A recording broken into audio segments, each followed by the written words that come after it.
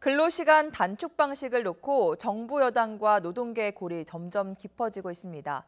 문재인 정부 정책 추진에 첫 고비가 될 거란 전망도 나옵니다. 보도에 장하영 기자입니다. 여야 3당은 최근 근로시간 단축을 위한 근로기준법 개정안에 합의했습니다. 노동시간을 주당 68시간에서 52시간으로 줄이되 기업 규모별로 시기를 유예하고 휴일에 일할 때는 연장수당을 빼고 휴일수당만 지급하도록 한 겁니다. 하지만 노동계는 거세게 반발하고 있습니다. 이미 법원에서는 휴일수당과 연장수당을 중복해 지급해야 한다는 판결이 내려진 가운데 다음 달 대법원 확정 판결을 기다리고 있기 때문입니다. 대법에서 지금 1월 18일 날 변론기일 지정해서 심의를 하겠다고 하는 입장인데 국회에서 입법권을 지금 남용해서 행포를 부리는 거죠. 재계도 불만이 많습니다. 노동시간 단축이 시행되면 우리나라 기업 전체가 12조 원이 넘는 추가 비용을 부담해야 한다며 시간을 달라는 입장입니다.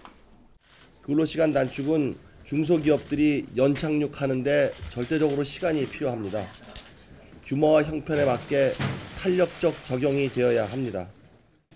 저는 이러한 경제계의 호소가 치우친 의견이 아니라고 생각을 합니다. 정부와 여당 지도부가 연내 입법을 목표로 서두르는 이유도 현장에서 발생할 수 있는 혼란을 덜어보자는 데 있습니다.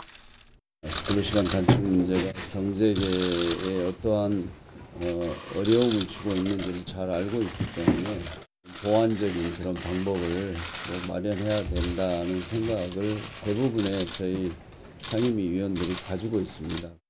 하지만 같은 여당 내에서도 반대 목소리가 적지 않은 데다 여당과 정책 공조를 이어오던 정의당도 거세게 반발하고 있는 점은 고민입니다.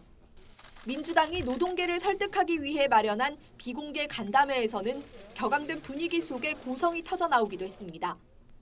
촛불 정부라는 문재인 정부가 법원 판결보다도 보수적인 입법을, 그것도 법원 판결 전에 반칙으로 시도하는 것은 노동시간 단축이라는 국정 목표를 내세운 현 정부의 심각한 자기 배신이자 노동자와 국민에 대한 중대 약속 위반입니다.